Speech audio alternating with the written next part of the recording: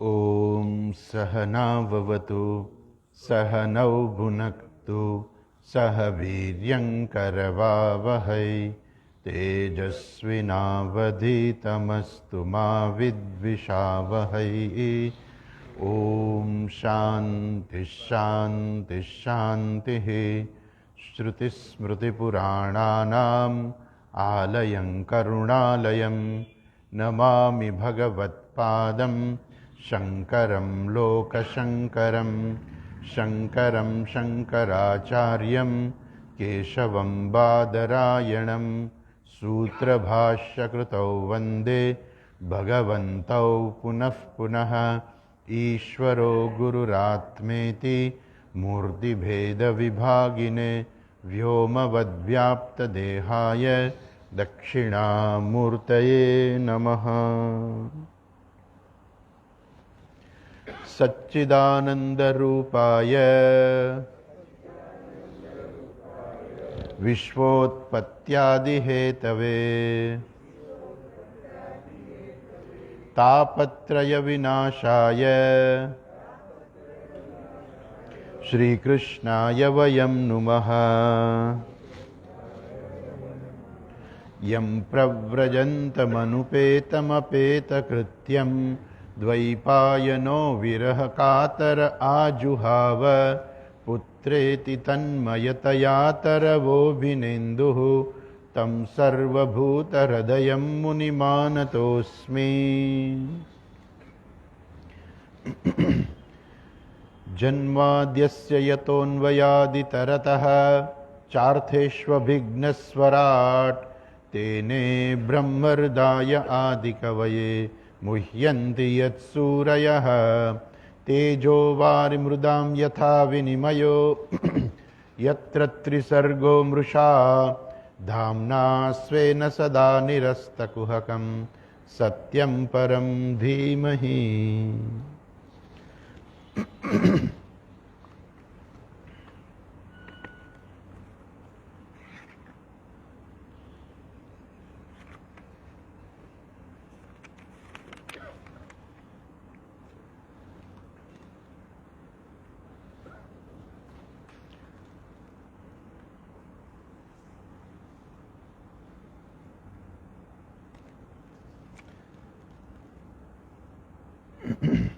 ગઈકાલે આપણે જોતા હતા કે અહીંયા શૌનક ઋષિ જે છે એ સૂતજીને પૂછે છે કે આ બધું કેવી રીતે બન્યું. એ સુખદેવજી છે, શું થયું? તો સુખદેવજી છે એ કથા કહેવા માટે તૈયાર થયા. કેમ કે આ સુખદેવજી મહારાજ તો એવા હતા કે દોહન સમય સુધી પણ એક જગ્યાએ ઊભા નહોતા રહેતા. માત્ર 6 મિનિટથી વધારે ઊભા નહોતા રહેતા ક્યાંય.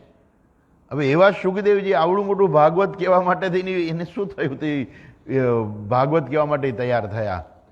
કયા વિસ્તાર, એવું તો શું બન્યું, એવી કઈ ઘટના બની, કયા સ્થાનમાં શું થયું, એ તમે બધું મને કહો. વેદવ્યાસજીએ પણ કોની પ્રેરણાથી એમને જ્ઞાન આપ્યું, આ બધું જે છે એ પૂછે છે.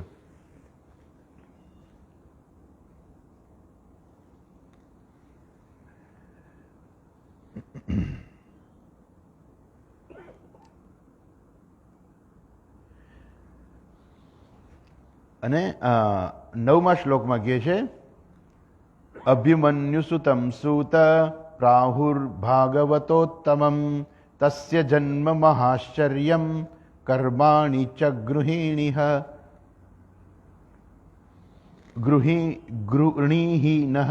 ગૃણીહીનઃ. અભિમન્યુસુતમ, અભિમન્યુના પુત્ર એટલે પરીક્ષિત રાજા. એ પરીક્ષિત રાજા જે છે એ તો બહુ મહાન હતા અને એમનો જન્મ જે છે એ પણ બહુ આશ્ચર્યજનક છે. કે એમનો જન્મ જે છે, પાછળ વિસ્તાર આવશે ત્યારે આવશે, એ પેલા અશ્વત્થામાએ બ્રહ્માસ્ત્ર છોડ્યું તો બધાને એને બ્રહ્માસ્ત્ર એવું એને છોડ્યું કે પાંડવો વંશનો જ નાશ થઈ જાય, આખા બધા પાંડવોનો કોઈ વંશ જ ના રહે. એટલે અર્જુને સામું છોડ્યું બ્રહ્માસ્ત્ર, કારણ કે બ્રહ્માસ્ત્રની સામે બ્રહ્માસ્ત્ર જ શાંત થઈ શકે એમ. એટલે અર્જુને સામું છોડ્યું. એટલે વેદવ્યાસજીએ કહ્યું કે ભાઈ આ બ્રહ્માસ્ત્રથી છે ને આખી સૃષ્ટિનો નાશ થઈ જશે, દુનિયાનો નાશ થઈ જશે. માટે તમે 2 જણા છે તમારું બ્રહ્માસ્ત્ર પાછા લઈ લ્યો. અર્જુનને આવડતું હતું બ્રહ્માસ્ત્ર પાછું લેતા, અશ્વત્થામાએ ના પડી મને બ્રહ્માસ્ત્ર પાછું લેતા નથી આવડતું. હવે તું છોડી દે ને કોઈ એક દિશામાં. એટલે એણે એવી રીતે બ્રહ્માસ્ત્ર છોડ્યું કે અંતે એ પેલો જે ઉત્તરાનો ગર્ભ જે હતો એ નાશ પામી ગયો. અર્થાત ઉત્તરાના પેટમાં જે બાળક હતું એ મરી ગયું. કારણ કે એક જ અંશ હતો પાંડવોનો, કે પાંડવોનું જીવન પૂરું થઈ જશે. એનો પુત્ર જે હતો, ઓલા 5 પુત્ર તો બધા મૃત્યુ પામ્યા મહાભારતના યુદ્ધમાં. પાંડવોના 5 પાંડવોથી 5 પુત્રો જે થયા હતા દ્રૌપદીને, એ 5 પુત્રો જે મૃત્યુ પામ્યા. સુભદ્રાથી એમને એક પુત્ર મળ્યો હતો અભિમન્યુ, એ મૃત્યુ પામ્યો. એટલે હવે કોઈનો વંશ નહોતો રહ્યો. એક હતું કે અભિમન્યુના લગ્ન થઈ ગયા હતા ઉત્તરા સાથે, અને એનો જે છે ઉત્તરાના પેટમાં ગર્ભ હતો. એટલે એક જ એનો વંશ જે હતો પાંડવોનો જીવિત હતો. અને અશ્વત્થામાએ એને પણ મારી નાખ્યું. પેટમાં ને પેટમાં જે બાળકને મારી નાખ્યો હતો. છતાંય એ બાળક જીવી ગયું. અને એ જે બાળક જીવી ગયું એનું નામ પરીક્ષિત રાજા. એ પરીક્ષિત રાજાનો જન્મ કેવો છે? આશ્ચર્ય છે. તસ્ય જન્મ મહાશ્ચર્યમ કર્માણી ચ ગૃણીહીનઃ. અને એમણે પણ જે કર્મો કર્યા એ પણ તમે અમને કહો, કેમ કે એ તો મહાન હતા. તો આ રાજાએ જે કર્મો કર્યા ને એવું શું થયું કે એ ભાગવત કથા સાંભળવા આવ્યા. હજુ કે છે એનું કે આ કેવી રીતે થયું. 10મા શ્લોકમાં કહે છે, સસમ્રાટકસ્ય વાહેતોઃ પાંડુનામ માનવર્ધનઃ પ્રાયોપવિષ્ટો ગંગાયામ અનાધૃત્યાધિરાશ્રયમ. સસમ્રાટ કસ્ય વા હેતોઃ. આ સમ્રાટ હતા, આવા મહાન સમ્રાટ હતા. એને શું થયું કે એ બધું છોડીને અનશન લઈને ગંગા કિનારે આવી ગયા. પાછા કેવા હતા? પાંડુના માનવર્ધનઃ. એ પાંડવોનું માન વધારનાર હતા. ઘણી વાર દીકરા પાકે ને તો કુટુંબ જે છે એ ના પાડી દે કે અમારો દીકરો નથી. ઘણી વાર મા બાપ છે એ છાપામાં આપી દે કે ફલાણો અમારો દીકરો અમારા કયામાં રહ્યો નથી, એની સાથે કોઈએ વ્યવહાર અમારા નામે કરવો નહીં, અને કરે તો અમારી કોઈ જવાબદારી નહીં. છાપામાં આવી જાય. આ દીકરાઓ કેવા થયા છે? એ માતા પિતાનું માન ઘટાડનાર છે. જ્યારે પરીક્ષિત રાજા કેવા હતા? પાંડુના માનવર્ધનઃ. એનું માન વધારનારા હતા. એણે એવા કર્મો કર્યા કે જેથી પાંડવોનું પણ માન વધે, એવા એણે કર્મો કર્યા હતા. એવા પરીક્ષિત રાજા પ્રાયોપવિષ્ટ, અનશન લઈને ગંગા તીરે જે છે, એવું તે શું બન્યું કે એ અનશન લઈને મૃત્યુ પર્યંત, કે હવે હું કોઈ પણ પ્રકારનું મારું મૃત્યુ આવશે ત્યાં સુધી કોઈ અન્ન ગ્રહણ નહીં કરું. આવું અનશન લઈને એ શા માટે બેસી ગયા? નમંતિ યત્પાદ નિકેતનાત્મનઃ. નમંતિ યત્પાદ નિકેતમાત્મનઃ શિવાય હાનિય ધનાનિ શત્રવઃ કથમ સવીર શ્રિયમંગ દુસ્ત્યજા યુવૈશતો તત્સૃષ્ટુમહો સુહાસુભિ. એ સુતજી, તમે એવું કહો કે એ રાજા કેવા હતા, સમ્રાટ કેવા હતા? નમંત યત પાદ નિકેતન આત્મનઃ. શત્રુઓ પણ જે છે એની પાસે નમસ્કાર કરીને એને ચરણે કંઈક ધરીને જાતા હતા. નમંતી યત પાદ નિકેતનમ આત્મનઃ. પાછા કેવા હતા? શિવાય હાનિય ધનાની શત્રવઃ. શત્રવઃ એટલે શત્રુઓ. શત્રુઓ પણ એનું કલ્યાણ ઈચ્છતા. તમે વિચાર કરો કે એ કેવા હશે સારા, કે શત્રુઓ એના હતા એ પણ એનું કલ્યાણ ઈચ્છતા. પાછા શિવાય હાનિય ધનાનિત, એનું કલ્યાણ ઈચ્છતા, અને એને એના ચરણે ધન છે એ ધરતા એ લોકો. આવા જે છે એ પરીક્ષિત રાજા હતા. કથમ સવીર શ્રીયમંગ દુસ્ત્યજા. એવા રાજા, આટલી એની પાસે સંપત્તિ હતી, સમ્રાટ હતા, આટલી એની પાસે સંપત્તિ હતી, એવા સમ્રાટ એણે આ બધો સંપત્તિનો ત્યાગ કરી દીધો. દુસ્ત્યજામ, એનો જે બીજા લોકો માટે તો કેવી છે સંપત્તિનો ત્યાગ કરવો બહુ અઘરો છે. માણસના જે ઘણા લોકો હોય ને એનાથી એના હોય ઘણું એની પાસે દેવાનું, પણ એનાથી છૂટે નહીં. એટલે આ તો આ વૃત્તિ છે ને એ ઘણા બધા લોકો માટે આવી સહજ વૃત્તિ છે. એટલે પોતાનું ધન જે છે પોતાની પાસે ઘણું બધું ભેગું કરીને રાખે, પણ એ બીજાને આપે નહીં.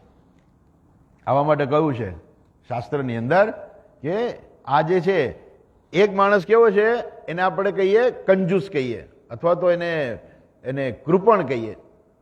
કૃપણાહા ફલ હેતવહા, કૃપણાહા તો કૃપણ છે. અને બીજા કેવા છે તો કે એ આપનાર છે બીજાને. તો આવા જે બે લોકો જે છે એ કૃપણમાંથી એ માણસ આપનાર કેવી રીતે બની શકે? માણસ આમ તો જે ગઈકાલે નથી કહી ગયા, ગઈકાલે ચર્ચામાં વાત કરી હતી કાર્યક્રમમાં કે લોકો જે છે એ શું છે હંમેશા જીવનમાં લીધે જ રાખે છે, પણ જ્યારે બીજાને આપતા થાય ત્યારે એને મેચ્યોર કહેવામાં આવે છે. તો લોકો આવા કેવી રીતે બને? અને બે વચ્ચે જે છે એ સેતુ, એ સાગરને કેમ પાર કરવો? કેમ કે આ તો સાગર જેવું છે. માણસ પાસેથી પેલું કે ને કે દમડી તૂટે પણ ચમડી તૂટે પણ દમડી ના છૂટે, એમ એવી કહેવત છે. તો લોકોના મનમાં આવું હોય કે પોતાની પાસે હોય ઘણું બધું પણ છૂટે જ નહીં. તો કે જે સરસ સામવેદનો મંત્ર છે, સેતુમ સ્તર સેતુમ સ્તર દુસ્તરાન દાનેન દાનમ દાનેન અદાનમ તર, દાનેન અદાનમ તર. અર્થાત દાન આપી અને જે દાન દેવાની વૃત્તિ નથી ને એનો ત્યાગ કરવાનો. જે દાન ન દેવાની વૃત્તિ જે છે એમાંથી કેમ બહાર આવવું? તો કે દાનેન અદાનમ તર. પણ પેલું કે પણ દાન તો આપી જ નથી શકાતું, તો કેવી રીતે આપવું? પેલો માણસ કે મને તરતા નથી આવડતું ને એક નિયમ છે કે તરતા ન આવડતું હોય તો પાણીમાં ના પડાય. પેલો એનો જે માસ્ટર જે છે શીખવાનારું કે તું પાણીમાં પડ, પેલો કે મને તરતા નથી આવડતું. અને નિયમ એવો છે કે જેને તરતા ન આવડતું એને પાણીમાં ના પડાય. એટલે પેલો કે ભાઈ હું બેઠો છું, હું તને બચાવી લઈશ તો ડૂબી જઈશ તો, પણ તું પડ પાણીમાં. એટલે તરતા શીખવું હોય ને તો પલંગમાં બેઠા બેઠા ના શીખાય, પાણીમાં પડવું પડે. અર્થાત પોતાની જાતને ધરાર આગળ વધારવી પડે કે મારે શીખવું છે. એ જ પ્રકારે જે લોકો ન આપી શકતા હોય એને શું કરવું પડે? ધરાર પોતાની જાતને જોતરવાની. આવું જ ખાવામાં થતું હોય કે માણસ જે છે એ પોતાની જાતને ખાતા ખાતા અટકાવી ના શકે. સરસ મજાનું ખાવાનું મળી ગયું તો પછી ખાય રાખે એમ, પછી પેટમાં તકલીફ થાય, પછી દવાઓ લેવી પડે, એવું બધું થાય. પણ તો કે માણસને એ ખાતા ખાતા કોણ અટકાવે? તો કે પોતાની જાતે જ અટકવું પડે કે બસ હવે નહીં. તો ખાવાનું તો બધું સારું સારું નિયમે મળતું જ હોય છે. એમાં પ્રસંગો આજકાલ તો બધા લગ્ન પ્રસંગો બહુ ચાલે છે. અરે બધા ખાવાનું તો બધું સરસ સરસ બધું મળી જતું હોય, પણ ખાવું કેટલું? પોતાના પેટમાં જે સમાય એટલું. અર્થાત આપણે પચાવી શકીએ એટલું ખાવું. સમાય તો ઘણું જ હોય, પેટ તો મોટું હોય બધાનું, એટલે પેટમાં બહુ જાજુ સમાઈ જાય. પણ ખાવાનું કેટલું? તો કે આપણે પચાવી શકીએ એટલું, આપણામાં જરૂરિયાત છે એટલું. પણ છતાંય જે માણસ ખાતો હોય તો એને કેવી રીતે અટકાવવો? તો કે એને પોતાને જાતે જ અટકવું પડે. કેવી રીતે? બસ હવે નહીં, હાથ હાડો મૂકી દેવાનો કે બસ હવે નહીં એટલે નહીં એમ. તો એ પોતાની જાતે જ એ પોતાને જ આગળ વધવું પડે. એમ આ બધી જે વૃત્તિઓ જે છે એ બધી વૃત્તિઓમાં શું કરવું પડે? વ્યક્તિએ જાતે જ આગળ વધવું પડે. આમાંથી સૌથી અઘરામાં અઘરું છે એ છે સંપત્તિ કોઈને આપવી, પોતાના સંપત્તિ કોઈને આપવી. એટલે કે છે દુસ્ત્યજામ શ્રિયમ દુસ્ત્યજામ. આ શ્રિય સંપત્તિ એવી છે કે માણસ મૃત્યુ પામે. આજકાલ 42,000 કરોડ રૂપિયા બેંકમાં પડ્યા છે. 42,000 કરોડ રૂપિયા બેંકમાં પડ્યા છે, જેનું કોઈ વારસદાર જ નથી. માણસ જાતા જાતા કોઈને આપી નથી શકતો. તમે વિચાર તો કરો કે ભાઈ મારા પછી આ વારસદાર, મારી ગેરહાજરીમાં તમે આને આપી દેજો, એટલું માણસ નક્કી નથી કરી શકતો. કેવી માણસની પેલી વૃત્તિ હોય છે. તો એ માણસ મૃત્યુ પામે છે પણ છતાંય કોઈને આપી નથી શકતો. તો તો આ છે દુસ્ત્યજામ. આ સંપત્તિ કેવી છે? એ તો બહુ મુશ્કેલીથી ત્યાગ થઈ શકે. અને કંઈ પરીક્ષિત રાજા પાસે કંઈ બેંકમાં મોટી બેલેન્સ નહોતી. એ તો આખો સમ્રાટ હતો. એટલું નહોતું કે એની પાસે બેંકમાં ખાલી થોડી બેલેન્સ પડી હતી ને એને ત્યાગ કરવાનો. એ તો આખા રાજ્યનો સમ્રાટ હતો. અને આ સમ્રાટ હતા તો એની તો કેટલી સંપત્તિ હોય, અને એટલી બધી રાજલક્ષ્મી જેને કહેવાય. સામાન્ય લક્ષ્મી તો બધા પાસે હોય થોડી ઘણી, એ બધી થોડી ઘણી હોય, બધું થોડી ઘણીમાં જ આવી જાય બધા. પણ આ તો રાજલક્ષ્મી. રાજલક્ષ્મી એટલે તમે કલ્પના ન કરી શકો એટલી સંપત્તિ. આ તો આપણો દેશ લૂંટાઈ ગયો ખરેખર. અંગ્રેજો એને મોગલો થઈને ભેગા થઈને લૂંટી નાખ્યો. આ 17 વખત સુધી બોલો સોમનાથ લૂંટવા કેવી રીતે આવી શકે? કેમ કે જેવું પેલો લૂંટીને જાય આપણી પાસે એટલી જવા દો ને, હવે આપણે બીજું બનાવીએ, આપણે ફરીથી કરી લેશું એમ. એટલી સંપત્તિ હતી કે કોઈ લૂંટીને વયું જાય ને તોય ચિંતા નહોતી કે ભાઈ ભલે ને લઈ ગયો, કાંઈ વાંધો નહીં, આપણે ફરીથી બધું શણગારી દઈશું એમ. સોમનાથ મંદિર લૂંટાણું, સોમનાથ લૂંટાણું, પેલો લૂંટીને વયો ગયો. આપણી પાસે એટલી સંપત્તિ હતી કે એની લૂંટે કંઈ ધ્યાનમાં નહોતી લીધી, અને ફરી પાછું તો બીજી વાર લૂંટવા આવ્યો, ત્રીજી વાર, કેટલી વાર એ માણસ લૂંટવા આવ્યો આપણા મંદિરને. એટલી સંપત્તિ આપણી પાસેથી. ખટારાઓના ખટારાઓ ભરાય સંપત્તિના. એવા તો મળ્યા હતા પાછળથી, હજુ પાછળથી દેશ આઝાદ થયો ત્યાર પછી ખટારાના ખટારાઓ ભરાય એટલી સંપત્તિ મળેલી હતી પાછળથી, રાજસ્થાનમાંથી, જયપુર ને ત્યાંથી. એવા સમાચાર મળે છે કે ઇન્દિરા ગાંધી હતા ત્યારે આ સંપત્તિ મળી હતી. હું જયપુર ગયો હતો ત્યારે ગાઈડ જે છે એને મને વાત કરી કે અહીંયા એટલી બધી સંપત્તિ છુપાવીને રાખેલી હતી કે જેના ખટારાઓ ભરાય. અને એ વખતે ઇન્દિરા ગાંધી કહે છે કે કહેતા હતા એ ભાઈ જે ગાઈડ હતા એ કહેતા હતા કે ઇન્દિરા ગાંધીએ રાતોરાત મિલિટરીની સાથે ખટારાઓ મોકલ્યા, મિલિટરીને મોકલીને ખટારાઓને મોકલ્યા, અને સંપત્તિ બધી લઈ લીધી. કે રાજાઓ પોતાની સંપત્તિને છુપાવીને રાખતા હતા, સાચવીને રાખતા હતા કે જ્યારે સમય આવે ત્યારે એ સંપત્તિ કામ લાગે. કે રાજાનો ખર્ચો જે થોડોક ના હોય, રાજાનો ખર્ચ બહુ મોટો હોય, એટલે સંપત્તિ પણ એને મોટી જોઈએ. હવે આ બધી સંપત્તિનો ત્યાગ કરવો કેવો અઘરો છે. એટલે કે આવી જે રાજલક્ષ્મી જે છે, કથમ સવીર શ્રીયમંગ દુસ્ત્યજામ, આવી આ દુસ્ત્યજામ શ્રીય, આવી સંપત્તિ જે છે, આટલી બધી સંપત્તિનો રાજા એ હતો, એને એ બધી સંપત્તિનો ત્યાગ કરી દીધો. એવું તે શું બન્યું કે એને સંપત્તિ છોડી દીધી બધી? અચ્છા, આગળ કહે છે શિવાય લોકસ્ય ભવાય ભૂતયે ય ઉત્તમ શ્લોક પરાયણા જનાઃ જીવંતિ નાત્માર્થમસૌ પરાશ્રયમ મુમોચ નિર્વિદ્ય કુતઃ કલેવરમ. એ કહે છે કે રાજા જે છે એ કેવા હોય છે? શિવાય લોકસ્ય ભવાય ભૂતયે. લોકો જે છે એ લોકોનું જીવન શેના માટે હોય છે? શિવાય ભવાય ભૂતયે. લોકસ્ય, બધા લોકો જે છે એનું જીવન જે છે એ બધું આના માટે હોય છે કે જીવનમાં કંઈક સમૃદ્ધિ પ્રાપ્ત કરવી, જીવનમાં ધન પ્રાપ્ત કરવું, સમૃદ્ધિ પ્રાપ્ત કરવી, ઐશ્વર્ય પ્રાપ્ત કરવું, આ માટે લોકો જીવે છે. એટલે પાંડવો જે છે એણે મહાભારતનું યુદ્ધ શેના માટે કર્યું? ભલે યુદ્ધ ધર્મ માટે હતું, પણ ધર્મ દ્વારા એને પ્રાપ્ત શું કરવાનું હતું? પોતાનું રાજ્ય પ્રાપ્ત કરવાનું, ઐશ્વર્ય પ્રાપ્ત કરવાનું. બરાબર છે. એ પેલા જયારે બે ભાગલા પડ્યા આપણા દેશમાં, આપણી સંસ્કૃતિમાં પહેલી વાર બે ભાગલા પડ્યા. એમાં પાંડવો અને કૌરવો જુદા થયા.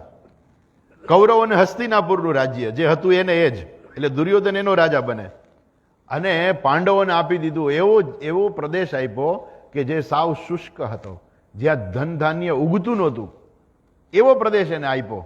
પણ તોય પાંડવોએ જે છે એ પોતાની મહેનતથી એ ત્યાં એટલો બધો એનો વિકાસ કર્યો. આવે છે મહાભારતમાં વર્ણન છે કે યુધિષ્ઠિર એવા સારા રાજા હતા કે જે કોઈ એની પાસે આવે ને એને એટલું બધું સંપત્તિ આપી, ધન આપીને એને સંતુષ્ટ કરી દેતા, અને એની સાથે બધા સાથે એટલો સારો વ્યવહાર કરતા હતા કે લોકો હસ્તિનાપુર છોડીને ત્યાં રહેવા આવી ગયા. કારણ કે યુધિષ્ઠિર કેવી રીતે રાજ્ય ચલાવતા એ બધાને ખબર હતી. એટલે બધા લોકો જે છે ઇન્દ્રપ્રસ્થ રહેવા આવી ગયા. અને ઇન્દ્રપ્રસ્થમાં જે લોકો આવે, બહારથી લોકો આવે તો યુધિષ્ઠિરને બહુ સાચવી લેતા હતા. અને એને કારણે એ ઇન્દ્રપ્રસ્થનો બહુ વિસ્તાર થયો. અને પછી બધું થયું. ત્યાર પછી ભગવાને કહ્યું કે હવે તમે રાજસૂય યજ્ઞ કરો. તો રાજસૂય યજ્ઞ શેના માટે છે? રાજસૂય યજ્ઞ ઐશ્વર્યની પ્રાપ્તિ માટે છે. એટલે હંમેશા દરેક વ્યક્તિ શું કરે છે? પોતે સુખ, સમૃદ્ધિ, ઐશ્વર્યની પ્રાપ્તિ થાય એના માટે જ હંમેશા પ્રયત્ન કરે છે. તો એવા માટે બધા પ્રયત્નો કરતા હોય તો એ સમયે આ જે છે રાજાએ એને શું કર્યું? એને તો બધાનો ત્યાગ કરી દીધો. ખરેખર માણસો બધું મેળવવાનો પ્રયત્ન કરતા હોય, એને પેલા રાજાએ તો બધો ત્યાગ કરી દીધો. માણસનું જીવન જ એના માટે હોય છે. તમે જો મોટાભાગના લોકોનું જીવન શું છે? નાનપણથી જ જે છે, જે મોટા થાય ને ત્યારથી એમ કે હું આટલું કમાઈ લઉં, હું આટલું કમાઈ લઉં. જે માણસ 100 રૂપિયા કમાતો હોય ને એમ થાય હું કેમ 1000 કમાઈ લઉં. જે 1000 કમાતો હોય ને એમ કે હું કેમ 10,000 કમાઈ લઉં. 10,000 વાળાને એમ થાય કે હું કેમ લખપતિ બની જાઉં.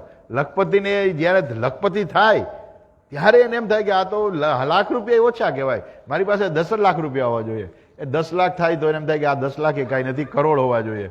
કરોડ વાળાને એમ થાય કે 1-2 કરોડ કાંઈ નથી, 40-50 કરોડ તો હોવા જોઈએ ને આપણી પાસે. એટલે 40-50 કરોડ પાછળ પડે. અને જેની પાસે એટલા હોય ને એને શાંતિ નથી. 40-50 વાળા 1000-2000 ની પાછળ પડે, અને 1000-2000 વચ્ચે 5000 ની પાછળ પડે. તમને એમ લાગે કે આટલું બધું 5000 કરોડ રૂપિયા? આપણા હર્ષદ મહેતા કરીને એક ભાઈ થઈ ગયા. એ સમયે આજથી કેટલા વર્ષો પહેલા એને 5000 કરોડ રૂપિયાનું કૌભાંડ કરેલું એ પોતાએ, એને એકલાએ. અને અંતે માણસ જેલમાં મૃત્યુ પામ્યો. એની પાસે એટલી સંપત્તિ હતી કે એનું આખું કુટુંબ 5 સ્ટાર હોટલમાં કાયમને માટે રહે ને તોય પૈસા વધી પડે, પણ તોય એને સંતોષ નહોતો. એટલે સંપત્તિથી કોઈને સંતોષ છે જ નહીં. અને લોકો હંમેશા સંપત્તિ, સુખ, સમૃદ્ધિ ને ઐશ્વર્ય પ્રાપ્ત કરવાનો પ્રયત્ન કર્યા જ રાખે. જેની પાસે સુખ સમૃદ્ધિ હોય ને એ લોકો ઐશ્વર્ય અર્થાત વિશેષ શક્તિનો પ્રયત્ન કરે છે. દેવલોક પ્રાપ્તિનો, કે અહીંયા તો આપણે સુખી જઈએ, હવે દેવલોકમાં જઈને આપણે સુખી થઈએ. એટલે અહીંથી વળી દેવલોકની તૈયારી ચાલુ થઈ જાય.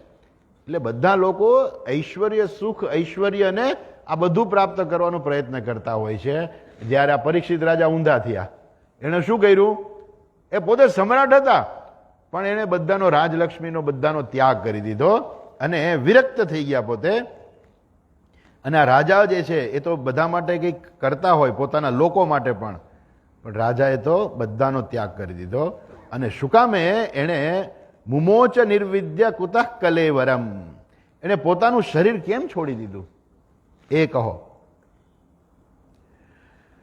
ન તત્સર્વમ ન સમાચક્ષ્વ પૃષ્ટો યદિહ કિંચન મન્યે ત્વામ વિષયે વાચામ સ્નાતમન્યત્ર છાંદસાત. હવે કહે છે કે આ બધું જે છે અહીંયા જે મેં તમને પૂછ્યું છે ને આ બધું તમે મને કહો, સારી રીતે કહો. કેમ? વેદત્વમ, તમે જાણો છો. મન્યે ત્વામ વિષયે વાચામ, તમે આ બધું સારી રીતે જાણો છો અને આ બધા સર્વ વિષયોની અંદર તમે પારંગત છો, માટે તમે અમને કહો. શૌનક ઋષિએ કહ્યું અને એના જવાબમાં સૂતજી કહે છે. સૂત ઉવાચ, હવે સૂતજી વિસ્તારથી કહે છે. શું કહે છે? દ્વાપરે સમનુપ્રાપ્તે તૃતીયે યુગ પર્યયે જાતઃ પરાશરાદ્યોગી વાસવ્યામ કલયા હરે હે. હવે સૂતજી કહે છે કે જ્યારે વેદવ્યાસજી પ્રગટ થયા, અર્થાત જ્યારે વેદવ્યાસજીનો જન્મ થયો એ સમય ક્યારે હતો? તો કહે છે કે યુગ પરિવર્તન થયું. કેવું યુગ પરિવર્તન થયું? તો કહે છે દ્વાપરે સમનુપ્રાપ્તે તૃતીય યુગ પર્યયે. દ્વાપર નામનો ત્રીજો યુગ જે છે એની શરૂઆત થઈ. એટલે દ્વાપર યુગ ત્રીજો, અને એ ત્રીજો યુગ જે શરૂઆત થઈ, પહેલો યુગ સતયુગ, પછી ત્રેતા, પછી દ્વાપર અને છેલ્લે કલિયુગ. તો દ્વાપર યુગ જે છે સમનુપ્રાપ્તે, આ દ્વાપર યુગની જ્યારે શરૂઆત થઈ, ત્રીજો યુગ અથવા દ્વાપર યુગ સમાપ્ત થતા શું થયું? તો કહે છે જાતઃ પરાશરાદ યોગી વાસવ્યામ કલયા હરે હે. દ્વાપર યુગનો જ્યારે અંત થયો ત્યારે વેદવ્યાસજી જે છે એમનો જન્મ થયો. કેવી રીતે જન્મ થયો? કોણ હતા એના પિતા? પરાશરાદ યોગી. યોગી અર્થાત વેદવ્યાસજી છે એમના પિતા હતા પરાશર ઋષિ, અને એની માતા હતી સત્યવતી. એનું નામ છે વાસવ્યામ. વાસવ્યામ એ વાસવી એવું એનું બીજું એક નામ હતું. અર્થાત એ સત્યવતીના પેટેથી પરાશર ઋષિ દ્વારા એ જૈનમાં પણ કેવા છે? હરે હે કલયા, અર્થાત ભગવાનની કળા. ભગવાન જે છે એક વિશિષ્ટ પ્રકારે જ્યારે ભગવાનની અભિવ્યક્તિ થાય તો આપણે એમ કહીએ કે એને ભગવાનની કલા છે. ષોડશ કલાવાન પુરુષ આપણે વાત કરી હતી ને કે ભગવાનની 16 કળા છે. બરાબર? જો વેદવ્યાસજીમાં એક કળા હતી. શું? કઈ કળા હતી? નમોસ્તુ તે વ્યાસ વિશાલ બુદ્ધે. એમની બુદ્ધિ જે છે બહુ વિશાળ હતી. એમનું જ્ઞાન છે અગાધ જ્ઞાન હતું, કલ્પના ન કરી શકાય. એમની એ પોતે પાછા ત્રિકાળ જ્ઞાની પણ હતા. એટલે એમને ખબર હતી કે આ બધું બનવાનું છે. એ તો આવીને ધૃતરાષ્ટ્રને પણ કહે છે કે હવે આવો સમય આવવાનો છે, તમે તૈયાર રહો, હવે સમય બહુ ખરાબ આવવાનો છે. જો તમે તમારા દીકરાને નહીં સમજાવો તો આ પ્રકારે બહુ સમય ખરાબ આવશે. મને એ પ્રકારે થયું જ. તો એવા જે છે એ વેદવ્યાસજી પ્રગટ થયા. અને પછી શું થયું? જ્યારે સમય જતા એક દિવસ જે છે એ પોતે બેઠા હતા વેદવ્યાસજી. સકદાચિત સરસ્વત્યા ઉપસ્પૃશ્ય જલમ શુચિ વિવિક્ત એક આસીન ઉદિતે રવિમંડલે. ઉદિતે રવિમંડલે. ઉદિતે એટલે ઉગતો તો, રવિમંડલે એટલે સૂર્ય, ચંદ્ર નહીં. બરાબર સ્પષ્ટ કરે છે. ઉદિતે રવિમંડલે. જ્યારે સૂર્યોદયનો સમય હતો એ સમયે એમણે શું કર્યું હતું? ઉપસ્પૃશ્યમ જલમ શુચિ. એમણે પવિત્ર જળમાં સ્નાન કરી લીધું હતું અને પોતાના જે કર્મો જે છે પતાવ્યા, પૂરા કર્યા હતા. તો કયા પવિત્ર જળમાં સ્નાન કર્યું હતું? સરસ્વત્યા જલમ શુચિ. સરસ્વતીના પવિત્ર જળમાં સ્નાન કરીને એમણે પોતાનું જે નિત્ય નૈમિતિક કર્મ હોય એ પૂરું કરીને એ બેઠા હતા. વિવિક્ત એક આસીન. વિવિક્ત એટલે એકાંત જગ્યાએ, એક આસીનમ એક જગ્યાએ એટલે આશ્રમની અંદર એ બેઠા હતા. કઈ જગ્યાએ બેઠા હશે? તો કહે છે કે સરસ્વત્યા નદીના કિનારે. સરસ્વતી નદી ક્યાં છે? એક જ જગ્યાએ સરસ્વતી નદી અત્યારે દેખાય છે, એ છે બદ્રિક આશ્રમમાં. એટલે એમ કહે છે કે આ બદ્રિક આશ્રમની જગ્યા. કેમ? સરસ્વતી નદી જે છે એ જમીનમાં સમાઈ જાય છે, અંદરથી જાય છે.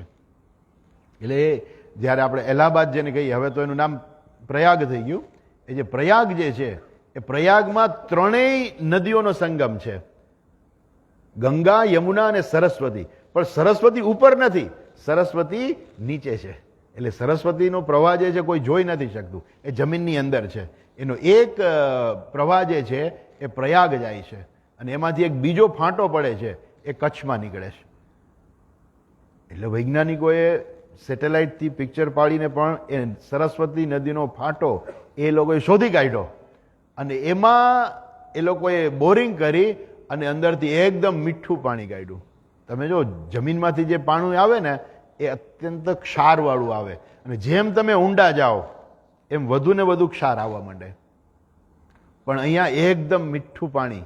એ ખબર પડે છે, બતાવે છે કે આ સરસ્વતી નદીનું પાણી છે. સરસ્વતીનો પ્રવાહ છે કે જમીનની અંદર વહે છે, બહાર નથી. પણ જમીનની બહાર જે છે એ બદ્રિક આશ્રમમાં છે, ત્યાં એ પ્રવાહ બહારે છે. બદ્રિક આશ્રમથી એ પ્રવાહ અંદર જતો રહે છે. ત્યાં એક સ્થાન પણ છે જ્યાં તમને સરસ્વતીનો પ્રવાહ દેખાય અને સીધો અંદર જતો રહે બધો જ પ્રવાહ. પછી આગળ ક્યાંય તમને પાણી દેખાય નહીં. એ જગ્યા એટલે બદ્રિક આશ્રમમાં એક વખત વેદવ્યાસજી બદ્રિક આશ્રમમાં સરસ્વતી નદીમાં પવિત્ર જળમાં સ્નાન કરીને એ એકાંતમાં એ બેઠા બેઠા વિચારતા હતા. એને શું વિચાર્યું?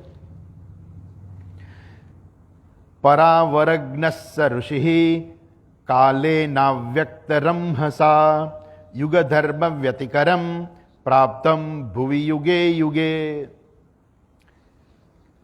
એક યુગમાંથી બીજો યુગ આવે, સતયુગમાંથી દ્વાપર ને દ્વાપરમાંથી ત્રેતા ને ત્રેતામાંથી કળિયુગ, આ ક્રમ ગણાય છે લગભગ. તો એ એક યુગમાંથી જ્યારે બીજો યુગ આવે ત્યારે એને કહેવાય સંકરતા.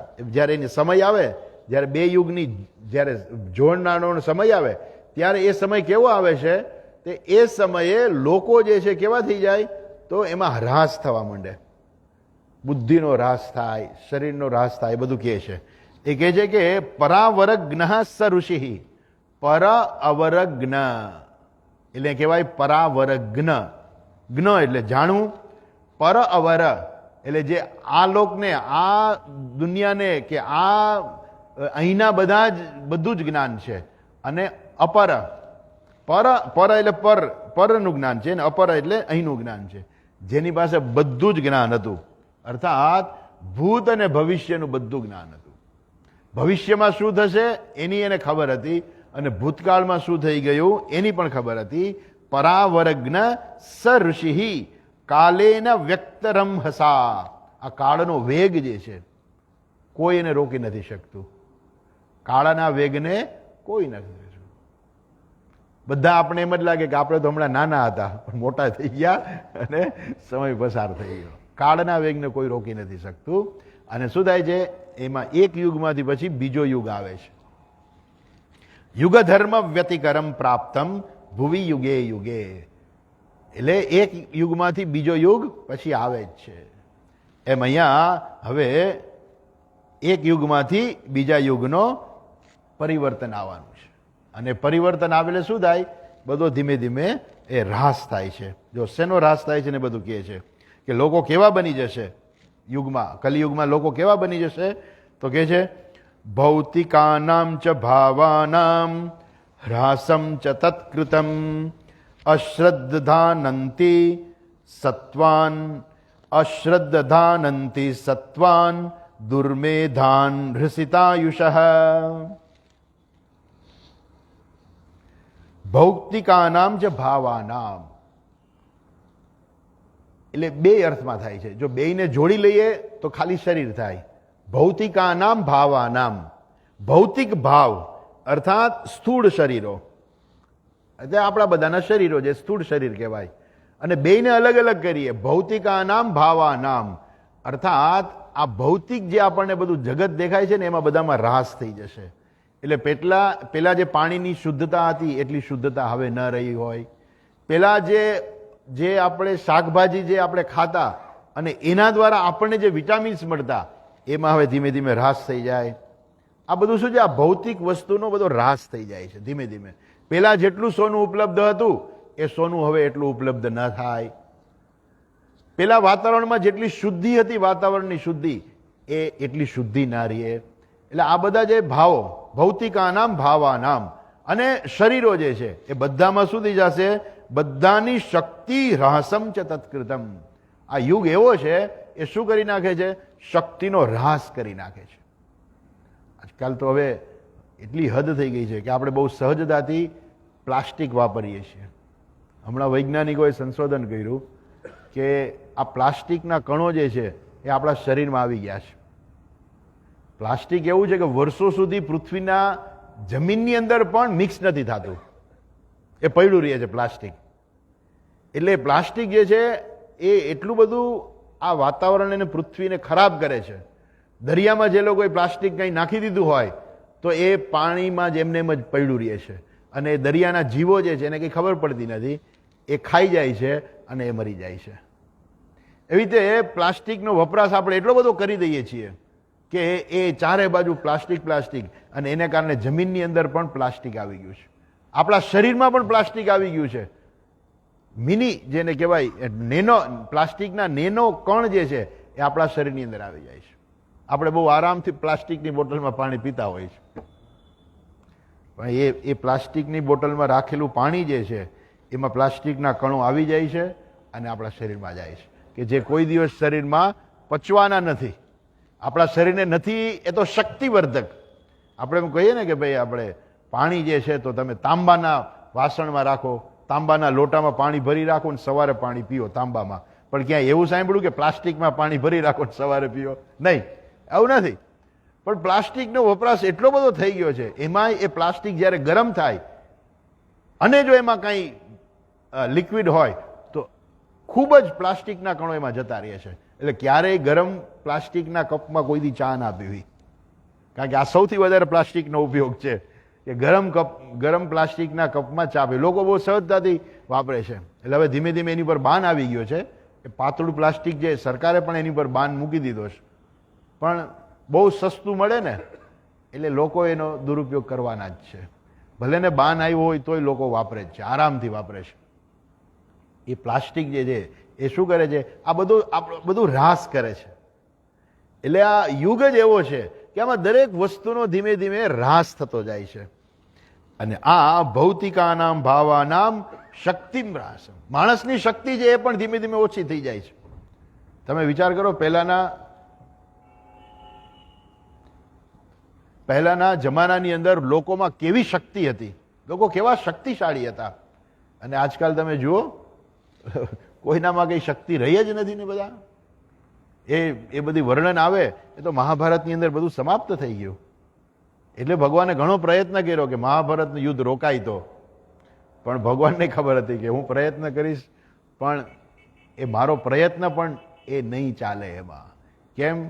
ભગવાન 11મા અધ્યાયમાં બતાવે છે ને કે આ બધાને મેં મારી જ નાખ્યા છે. ભગવાનને ખબર છે કે હવે આ લોકોનો નાશ થવાનો સમય આવી ગયો છે, યુગ પરિવર્તન આવી ગયું છે. એટલે ભગવાન પણ એમાં ખાલી પ્રયત્ન કરે, પણ ભગવાન પણ પોતે ખરેખર કંઈ કરી શકતા નથી, કેમ કે એ ભગવાનની જ બનાવેલી જ બધી વસ્તુ છે. એટલે લોકોની અંદર શક્તિનો રાસ થઈ ગયો. કેટલી બધી જે છે વિદ્યાઓ જે છે, વિદ્યાઓ નાશ પામી ગઈ. હજુ થોડી ઘણી વધી હતી, જે થોડી ઘણી વધી હતી વિદ્યાઓ, આ મુસલમાનોએ નાશ કરી નાખી.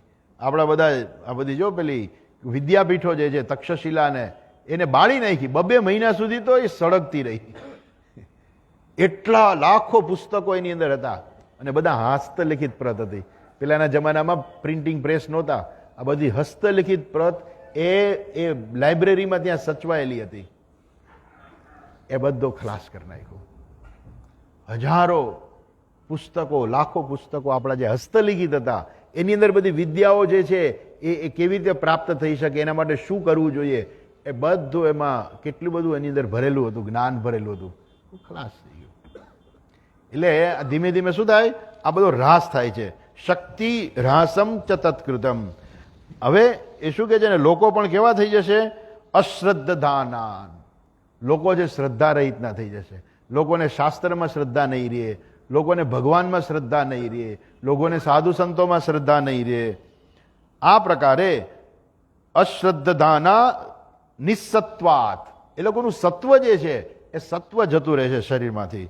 દુર્મેધાન, એની બુદ્ધિ જે છે કેવી થઈ જશે? દુર્મેધા. દુર્મેધા એટલે બુદ્ધિ બગડી જશે માણસની.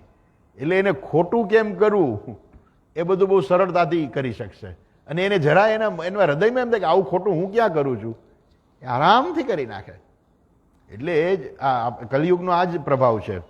દુર્મેધાન અને હૃષિતાયુષા, એમનું આયુષ્ય પણ કેવું છે?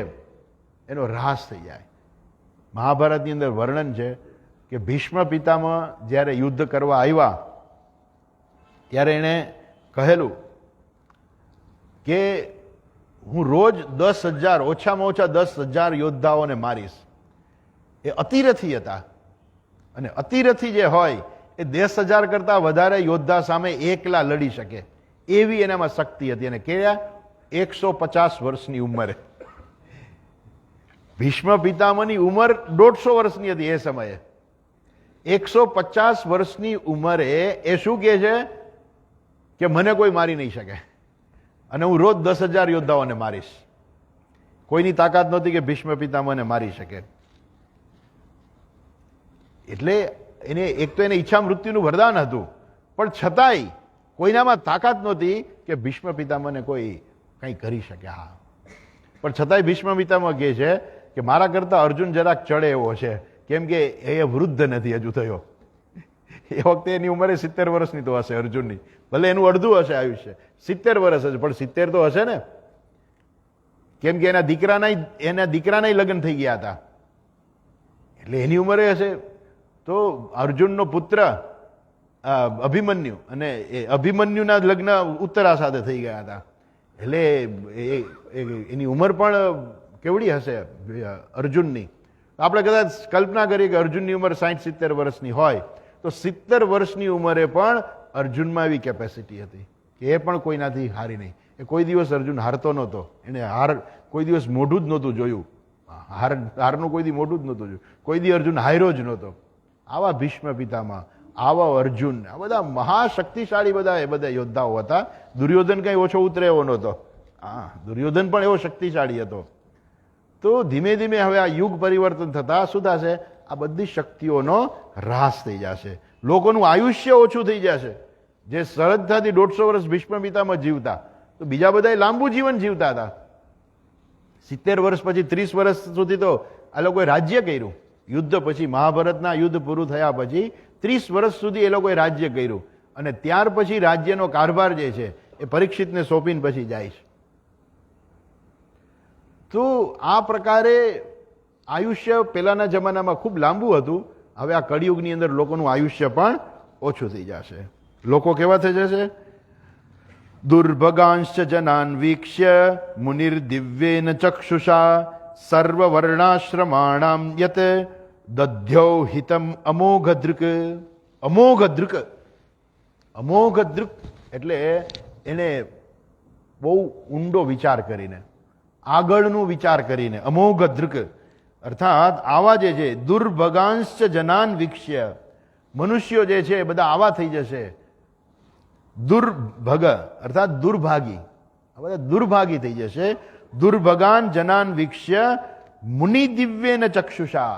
મુનિએ અર્થાત વેદવ્યાસજીએ પોતાના દિવ્ય ચક્ષુ વડે જોયું કે હવે લોકો આવા થઈ જશે.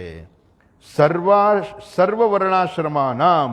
એટલું નથી કે બધા જ વર્ણોને એને હિત વિચાર્યું.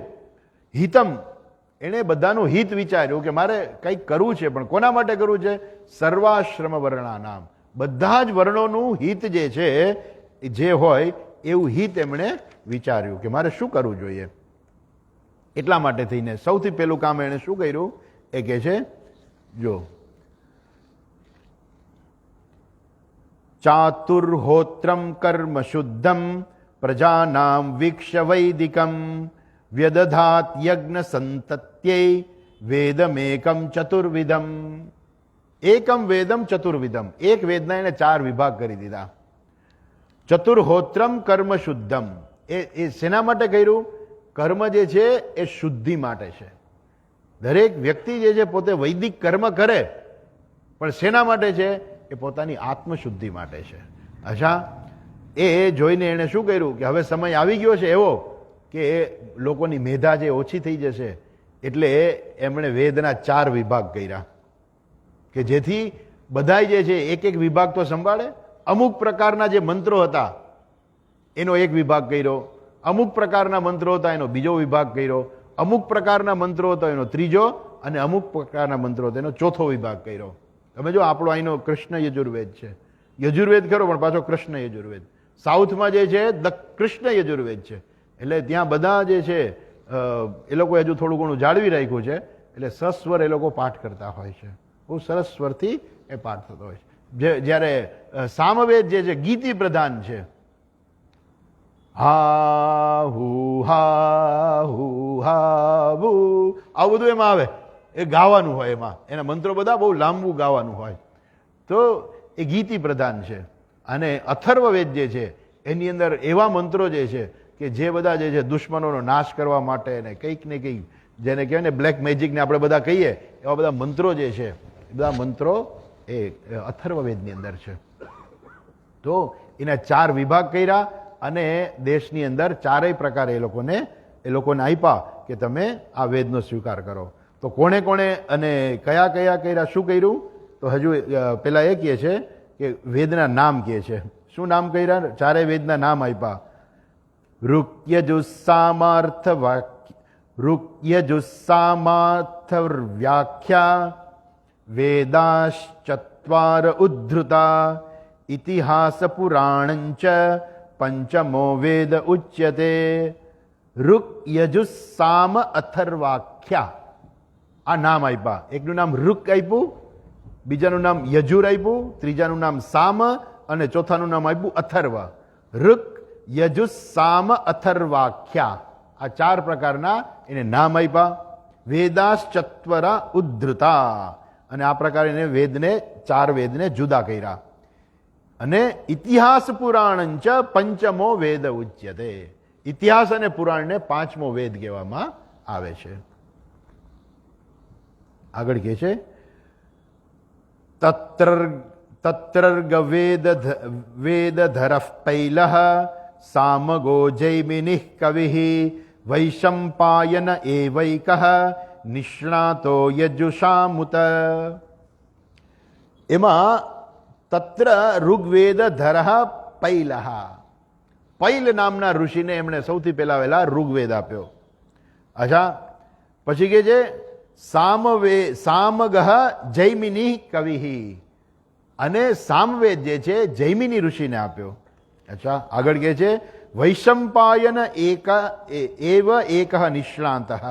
વૈશંપાયન ઋષિ જે થયા એને યજુર શામ ઉત, એને યજુર્વેદ આપ્યો. પછી અથર્વવેદ કોને આપ્યો તો કે છે અથર્વાંગિર સામાસીત સુમંતુર દારુણો મુનિઃ ઇતિહાસ પુરાણાંચ પિતામેરો મહર્ષણ. દરુણ હતા એક મુનિ, એનો પુત્ર દારુણ એને આપ્યો, જેનું બીજું નામ છે સુમંતુ. સુમંતુ ઋષિને એમણે અથર્વવેદ આપ્યો. આ દરુણ ઋષિ જે છે એ નામ ત્યાંથી પડ્યું છે કે અથર્વવેદની અંદર છે ને બધા ક્રૂર કર્મ લખેલા છે. ક્રૂર કર્મો જે છે ને ઘણા બધા અથર્વવેદની અંદર છે. ઋગ્વેદ, યજુર્વેદ ને સામવેદ ને એમાં બધામાં બહુ ક્રૂર કર્મ નથી, પણ આમાં તો બધા ક્રૂર કર્મો છે કે દુશ્મનોને કેવી રીતે મારવા, આ બધું જે છે આ બધા ક્રૂર કર્મો જે છે એ બધા અથર્વવેદની અંદર છે. અને ઇતિહાસ પુરાણંચ પિતામેરો મહર્ષણ. હવે કે છે ઇતિહાસ અને પુરાણ જે 5મો વેદ કહેવામાં આવે છે, એ 5મો વેદ મારા પિતા રોમહર્ષણને આપ્યો, અર્થાત એમણે અભ્યાસ કર્યો. આ પ્રકારે આ વિભાગ કરી આપ્યો. અને પછી એ લોકોએ શું કર્યું કે ભાઈ જૈમિની ઋષિ છે તો એમણે પાછો વિભાગ કરી દીધો, કૈલ ઋષિ છે તો એમણે પોતાનો વિભાગ કરી દીધો. એ રીતે બધા ઋષિઓને જે એક એક વેદ આપ્યો હતો એ ઋષિએ પાછો શું કર્યો, એમણે પણ એની પાછી શાખાઓ કરી દીધી, અલગ અલગ શાખાઓ. એટલે કે છે ત એત્ર ઋષયો વેદમ સ્વસ્વમ વસ્યન્ન અનેકધા શિષ્યૈ પ્રશિષ્યૈ તત્શિષ્યૈ વેદાસ્તે શાખિનો ભવત. એમણે પણ શું કર્યું, એમણે પોતાના શિષ્યને વિભાગ કરી દીધા, એમના શિષ્યોએ એમનો વિભાગ કરી દીધો. શિષ્ય પ્રશિષ્યૈ, એ શિષ્યોને એના શિષ્યોને એ બધાએ શું કર્યો, એ લોકો પણ એના વિભાગ કરવા માંડ્યા. એટલે જુદી જુદી શાખાઓ પછી આવી. અને આ બધા કે પેલું કે ઋગ્વેદ અધ્યેમી, પણ ઋકમાં પછી કયું છે તો કે છે કે એ કાઠક શાખા અધ્યેમી, હું કાઠક શાખાનો મેં અભ્યાસ કરેલો છે. તો એવું પેલો નિયમ હતો કે કોઈને પગે લાગે ને પછી અનનોન વ્યક્તિ હોય આવીને પગે લાગે એટલે પેલો પૂછે કે ભાઈ તમે કોણ, એટલે પેલો એમ કે કાઠક શાખા અધ્યેમી, હું કાઠક શાખાનો અધ્યયન કરનારો છું. એ રીતે પોતાની ઓળખાણ આપે. એટલે આ બધા જે છે બધાને એક એક પછી શાખાઓ આપી કે ભાઈ તમે બધા આખા વેદ તો નહીં ભણી શકો, કેમ કે તમારા બધાની મેધા શક્તિ જ હવે ઓછી થઈ ગયાવાની છે, ઓછી થઈ ગઈ હતી. એટલે તમે એક એક શાખાનો પાઠ કરીને એક એક શાખા બધાય સાચવો, તો બધા એક એક શાખા સાચવે તો અંતે આખા વેદનું રક્ષણ થઈ જાય. એટલા માટે વેદવ્યાસજી આ પ્રકારે વિભાગ કર્યા અને એમના ઋષિઓએ એમના પણ વિભાગ કર્યા. અને આ પ્રકારે જે છે અનેક શાખાઓ વાળો આપણો વેદ જે છે અનેક શાખાઓ વાળો બની ગયો. હવે શું થયું, ત એવ એકદા દુર્મેધાઃ ધાર્યન્તે પુરુષૈર્યથા એવં ચકાર ભગવાન વ્યાસ કૃપા વત્સલઃ. તો આ પ્રકારે દુર્મેધાઃ મંદ બુદ્ધિવાળા, અહીંયા દુર્મેધાનો અર્થ એવો કર્યો છે કે મંદ બુદ્ધિવાળા લોકો મંદ બુદ્ધિવાળા થઈ ગયા માટે ત એવા વેદા દુર્મેધાઃ ધાર્યતે પુરુષૈઃ, પુરુષો વડે અર્થાત વ્યક્તિઓ જે છે આ પ્રકારે વેદને એ લોકોએ પોતાને ધારણ કરતા હતા. કેમ કે મંદ બુદ્ધિના લોકો પણ વેદને ધારણ કરી શકે એટલા માટે વેદવ્યાસજીએ કૃપણ વત્સલહ એ વત્સલહ કૃપા વત્સલ એવા ભગવાન વેદવ્યાસજીએ આ બધી શાખાઓ કરી દીધી. આગળ કહે છે સ્ત્રી શુદ્ર દ્વિજ બંધુનામ ત્રયી શ્રુતિ ગોચરા કર્મ શ્રેયસી મૂઢાનામ શ્રેય એવં ભવેદ્ય ઇતિ ભારતમાખ્યાનમ કૃપયા મુનિના કૃતમ. સ્ત્રી શુદ્રો અને દ્વિજ માત્ર આવા જે લોકો જે છે એમને શું હતું, એ લોકો વેદનો અભ્યાસ કરવાનો એની પાસે સમય નહોતો ને એની પાસે શક્તિ પણ નહોતી અને એ સંભાળી શકે એવા પણ નહોતા. એટલે આ લોકો જે છે કે જે લોકો વેદનો અભ્યાસ નહોતા કરી શકતા એવા સ્ત્રી શુદ્ર અને દ્વિજબંધુ. દ્વિજબંધુ એટલે બ્રાહ્મણ મિત્ર, એટલે જે પોતે બ્રાહ્મણ નથી પણ બ્રાહ્મણનો મિત્ર છું, આવા બધા લોકો જે કેનારા હોય એવા ત્રયી ન શ્રુતિ ગોચરાહ, એ લોકો વેદનો અભ્યાસ કરી નહોતા શકતા. કેમ કે એમની પાસે સમય નથી, એની પાસે શક્તિ નથી, એની પાસે પવિત્રતા નથી, આ બધું નથી, એટલે એ લોકો વેદનો અભ્યાસ કરતા નહોતા. તો એ લોકો માટે શું છે, કર્મ શ્રેયસી મૂઢાનામ શ્રેય એવ ભવેદ્ય ઇતિ ભારતમાખ્યાનમ કૃપયા મુનિના કૃતમ. એટલે આવા લોકો માટે કે જે એ લોકો પણ વેદનો અર્થ સમજી શકે, એ લોકો પણ વૈદિક કર્મ ન કરી શકે પણ વૈદિક કર્મ દ્વારા જે ફળ પ્રાપ્ત થાય એ તો પ્રાપ્ત કરી શકે ને. એટલે એટલા માટે એણે શું કર્યું, મહાભારતાખ્યમ, એમણે મહાભારતની રચના કરી. એવું કહે છે જે મહાભારતમાં છે ને એ જ છે બધું દુનિયામાં. આજે પણ મહાભારતની અંદર બધી જ ચર્ચા છે, કોનો કયો ધર્મ છે ને કેવું થઈ શકે ને કેવું ના થઈ શકે ને દુનિયાની અંદર આ બધી ચર્ચા મહાભારતમાં છે. એટલે મહાભારત 1,00,000 શ્લોકનું મહાભારત છે. તો બહુ વાર લાગી. આપણે તો 18,000 છે તો ક્યારે પૂરું થશે ખબર નથી. 1,00,000 શ્લોક છે મહાભારતના. એ મહાભારતની અંદર એટલી બધી ચર્ચાઓ આવે છે કે કેવું થઈ શકે, આપણે કલ્પના ન કરી હોય એ પ્રકારનું આ દુનિયામાં થતું હતું અને થઈ શકે.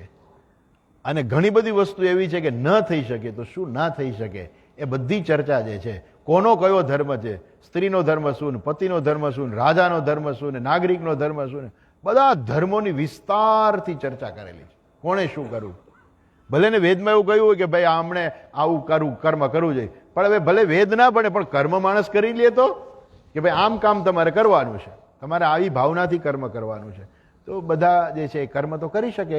કર્મ કરવાનો તો દરેકને અધિકાર છે. ભલે વેદ કદાચ ભણવા ના જઈ શકે, ઓમે હવે આજે કોણ વેદ ભણવા જાય છે? આજે બ્રાહ્મણો આખો વેદ નથી ભણતા, કેમ કે એ વખતનું હ્રાસ થઈ ગયો હતો, શાખાનો હ્રાસ થઈ ગયો હતો. એટલે હવે બધા પાસે એક એક શાખા વધી હતી. હવે આજકાલ તો એવું થઈ ગયું છે કે ભાઈ આખી શાખાનો હજી અભ્યાસ ન થાય, કે ભાઈ આખી શાખાનો અભ્યાસ ન થાય તો કાંઈ નહીં, તમે કર્મકાંડ તો ભણી લ્યો, ખાલી કર્મકાંડ કેમ થાય એ તો ભણી લ્યો. એટલે જલ્દી આ લોકો ભણવા જતા હોય. આ બાજુ જે છે નાની નાની બધી પાઠશાળાઓ ખુલી ગઈ હોય, આ બધી પાઠશાળાઓ શું કરે, એ કંઈ બધો અભ્યાસ નથી કરાવતા હોતા. ખરેખર તો જેને વેદ ભણવાનો હોય ને એને વેદાંગ પણ ભણવું પડે. એટલે વેદના 6 અંગો છે, જ્યોતિષ વગેરે બધા જે છે. તો આ 6 અંગો જે છે, છંદ જ્યોતિષમિતિ, એ 6 અંગો જે છે, ઋગ્વેદ, યજુર્વેદ, સામવેદ, અથર્વવેદ, આ 4 શિક્ષા, કલ્પો, વ્યાકરણમ, નિરુક્તમ, છંદ અને જ્યોતિષમ, આ વેદના અંગ છે. એટલે એક વેદની શાખા ભણવાની હોય તો એને આ બધા વેદના અંગો તો ભણવા જ પડે પાછા. આજે ક્યાં કોઈ એ બધું ભણે છે? આજે પાઠશાળામાં બધું ભણાવતા નથી. થોડું ઘણું સંસ્કૃત શીખવાડી દે અને થોડું ઘણું એને કર્મકાંડ શીખવાડી દે કે ભાઈ હવે તું એક કામ કરતો, એક કર્મકાંડ કરતો થઈ જાય, તારું ઘર હાલે. એ સિવાય બહુ ઊંડા જનાર તો આજે બહુ ઓછા રહ્યા છે. તો પાછા આવીએ તો લોકોને તો કંઈક કામ કર્મ તો કરવાનું જ છે. તો એ મહાભારતની અંદર બધું આપ્યું છે કે કોને કેવી રીતે જીવન જીવવું. વેદ એ જ શીખવાડે છે કે કોને કેવી રીતે જીવન જીવવું. તો મહાભારત પણ એ જ શીખવાડે છે કે કોને કેવી રીતે જીવન શીખવું. એટલે મહાભારતને પણ પંચમ વેદ કહેવામાં આવે છે. ઇતિહાસ, પુરાણ, મહાભારત આ બધું પંચમ વેદ કહેવામાં આવે છે.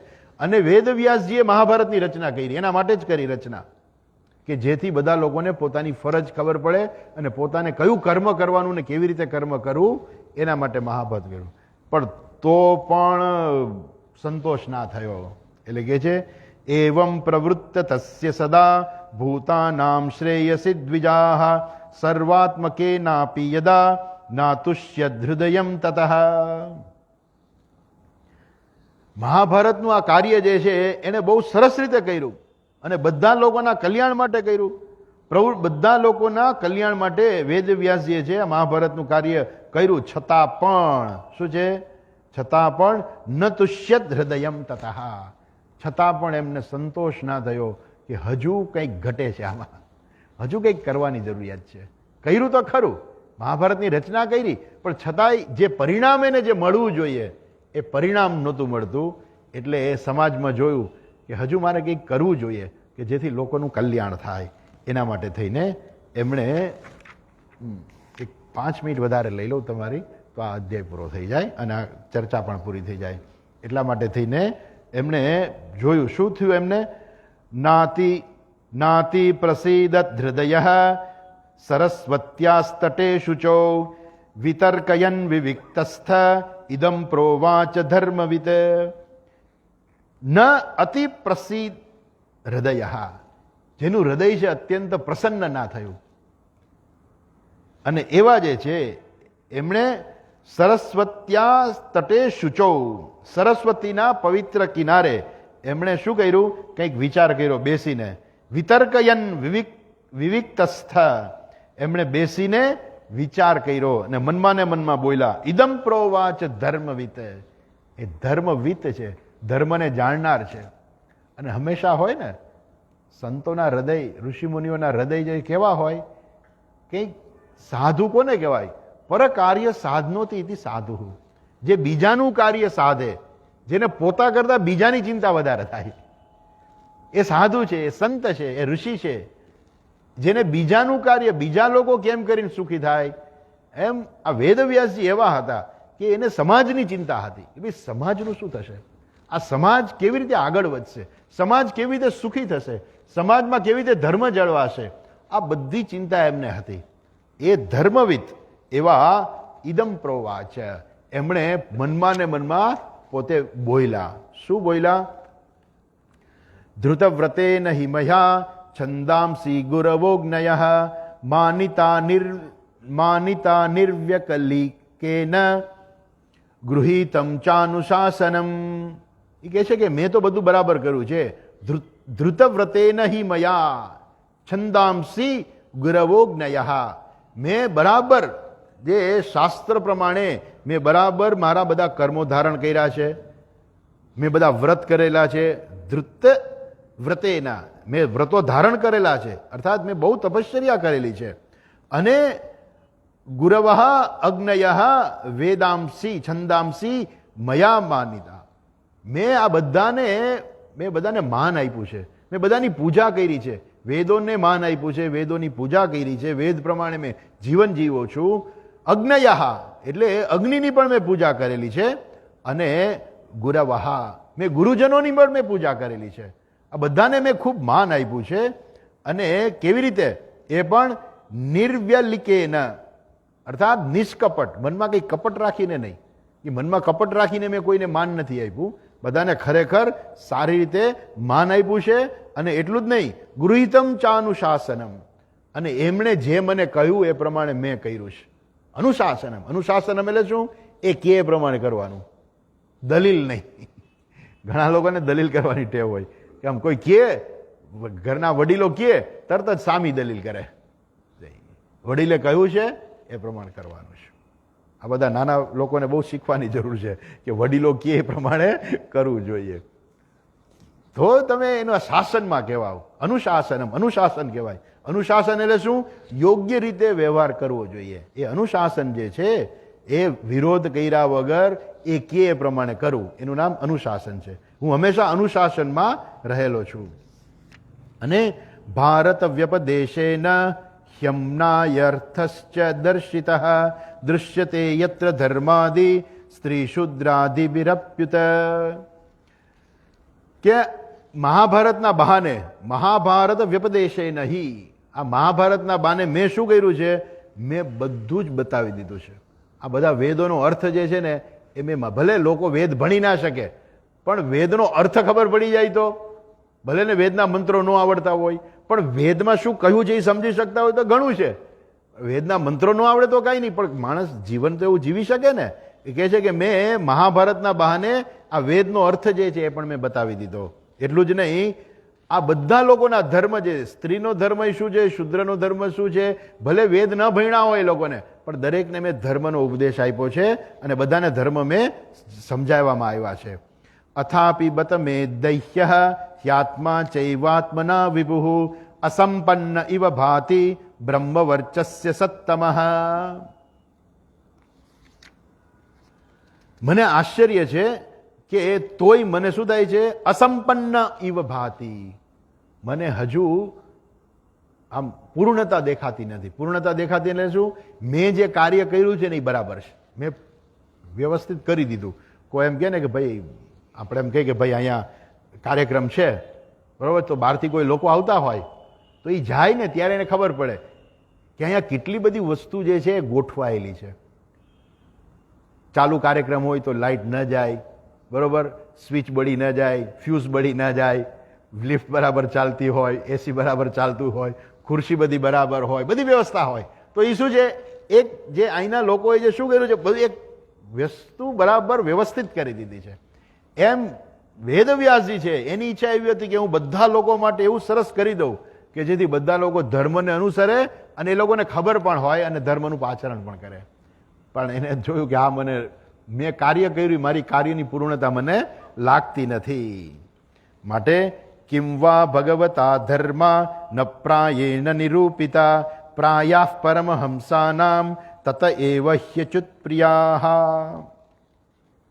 તો મારે જે પરમહંસોને પણ પ્રિય એવું કે છે અહીંયા, કિમ વા ભગવતા ધર્મ ન પ્રાયેણ નિરૂપિતા, મેં એવું તે હજુ શું બાકી રહી ગયું છે કે જેનું નિરૂપણ હજુ મારે કરવાનું બાકી રહી ગયું છે. બધા જ સમજી શકે તો હજુ ઘણા બધા લોકો નથી સમજી શકતા, ઘણા બધા લોકો ધર્મનું આચરણ નથી કરતા. તો મારે કંઈક એવું કરવું છે કે જેથી બધા લોકો ધર્મ તરફ વળે અને ઈશ્વર તરફ જાય, આગળ વધે. એ લોકો ઈશ્વરને પ્રાપ્ત કરીને સંસારમાંથી અંતે મુક્તિને પ્રાપ્ત કરે. મારે કાંઈક એવું હજુ બાકી રહી જાય છે કે મારે હજુ કરવું જોઈએ કે જે મેં હજુ કર્યું નથી.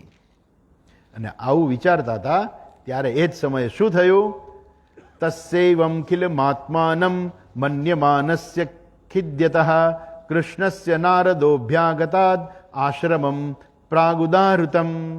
આ પ્રકારે મનમાં ખેદ પામતા હતા કે મારે કંઈક કરવાનું બાકી રહી ગયું છે હજુ પણ, જેથી હજુ પણ અહીંયા કંઈક છે ને, આપણે એમ કોઈ જગ્યાએ જઈને આપણે કોઈક અવ્યવસ્થા દેખાય ને ઘરની અંદર, તો માતા પિતાને એમ થાય કે ભાઈ બાળકે કંઈ સરખું ના કરે ને તો એમ થાય કે અમે આ બાળકોનું પાલન પોષણ કર્યું, એમાં કંઈક અમારે ત્રુટી રહી ગઈ છે કે જેથી આ બાળક કેમ આવું કરે છે. એમ વેદવ્યાસજીને એમ થાય છે કે સમાજની અંદર હજુ આવું કેમ થાય છે, લોકો કેમ હજુ ઈશ્વર તરફ વળતા નથી, લોકો કેમ ધર્મ તરફ વળતા નથી, લોકો કેમ હજુ આવા થઈ જાય છે, હજુ કંઈક મારે કરવાનું બાકી રહી જાય છે. અને આવું વિચારતા હતા એ જ સમયે નારદજી ત્યાં આવ્યા. અને નારદજી આવ્યા એટલે શું કર્યું એમણે, તમ વિજ્ઞાય સહસા પ્રત્યુત્થાય ગતમ મુનિઃ પૂજયામાસ વિધિવત નારદમ સુરપૂજિતમ. સુરપૂજિતમ નારદમ, જેની દેવતાઓ પણ પૂજા કરે છે એવા નારદજી ત્યાં આવ્યા અને એમને જોઈને પધાર્યા છે એ જાણીને એ વેદવ્યાસજી ઊભા થઈ અને એમને એની વિધિવર્વક એની પૂજા કરી. પછી શું થયું એની ચર્ચા એના પછીના અધ્યાયમાં છે. આ અધ્યાય અહીંયા પૂરો થાય છે, આપણે અહીંયા અટકીએ. ઇતિ શ્રીમદ ભાગવતે મહાપુરાણે પારમહંસ્યામ સંહિતાયામ પ્રથમ સ્કંદે ચતુર્થો અધ્યાય. આ પ્રકાર અહીંયા ચોથો અધ્યાય પૂરો થયો. ઓમ પૂર્ણમદઃ પૂર્ણમિદં પૂર્ણાત પૂર્ણમુદચ્યતે પૂર્ણસ્ય પૂર્ણમાદાય પૂર્ણમેવાવશિષ્યતે. ઓમ શાંતિ શાંતિ શાંતિ. હરિ ઓમ શ્રી ગુરુભ્યો નમઃ. હરિ ઓમ.